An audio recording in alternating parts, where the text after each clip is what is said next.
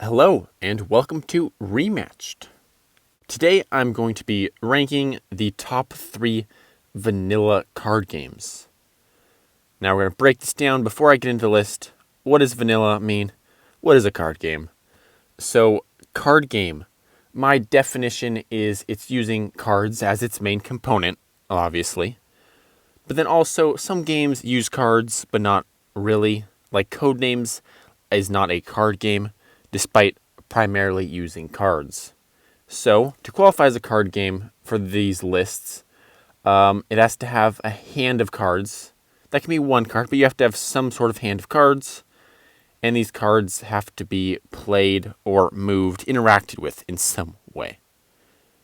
Now, with that out of the way, the more pressing question, what does vanilla mean? Well, vanilla is going to be your standard basic card games. This is going to be, you have a standard deck, of cards. Your jack, your ace, your normal numbers, nothing crazy. Standard deck of playing cards, you can play it. These are also going to be light games. Vanilla is not just a standard flavor, but if you've ever had vanilla ice cream, vanilla shake, vanilla anything, it's light, it's refreshing. It's not like chocolate. It's not going to be stuck in the back of your throat. It's a thick feeling. It's like, ah. And so without further ado, let's get on to the list.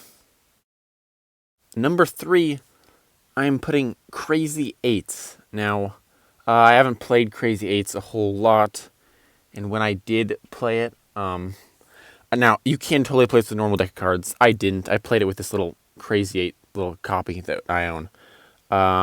It was pretty much Uno, except worse. Like Uno, except like even less strategy somehow. Like no reverses, no skips, none of that. The wild card is just the 8. It was pretty dumb. I imagine in the normal one you use suits to determine the colors. Yeah, but overall pretty disappointing. Number 2 in our vanilla card games is Go Fish. Now, Go Fish, like Crazy 8s, is one of those, that I own.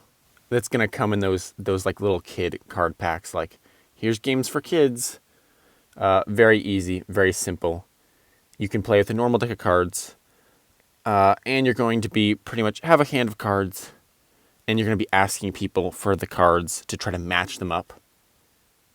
The biggest thing this game has going for it is that you verbally say Go Fish. That's pretty fun. Pretty fun. You say Go Fish.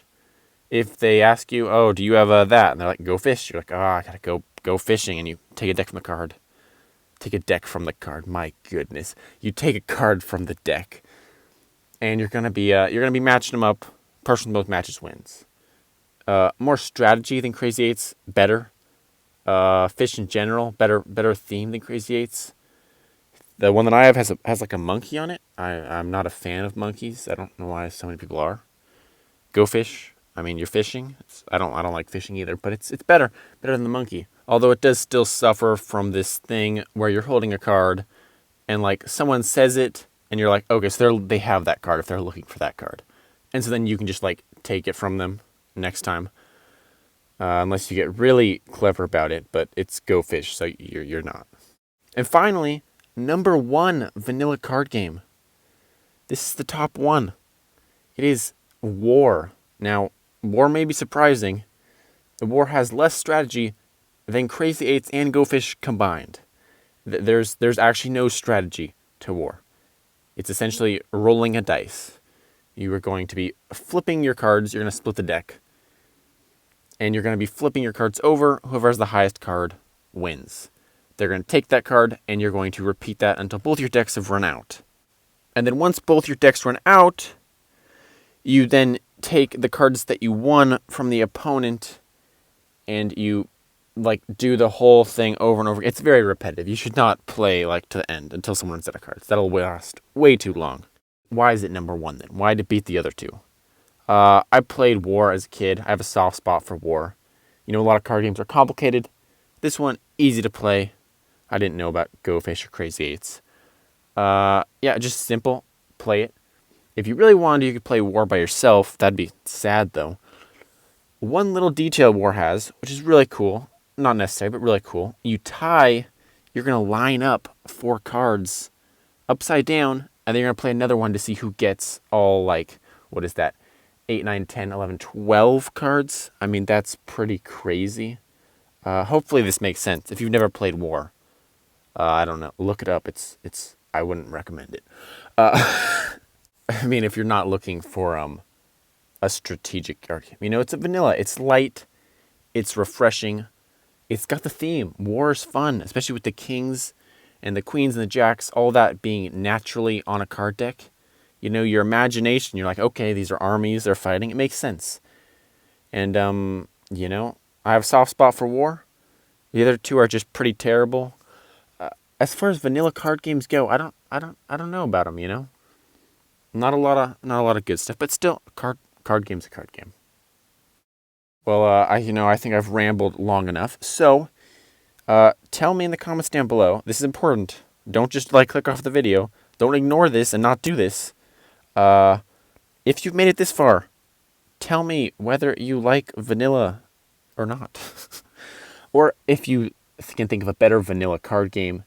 If you like vanilla card games, from this list, you know, they're very mediocre. As a flavor though, I like vanilla. You know, vanilla's good. You know, some people are more chocolate. I like vanilla quite a lot. But anyways, thank you for watching. I feel like it would be unfair to ask you to subscribe or like this video. But again, leave a comment and stay tuned for more of these videos. I'll have a chocolate one coming out. They're a pair, and if you guys like that, I'll do strawberry. I'll keep this train going. So thank you for watching this video, and have a fantastic day.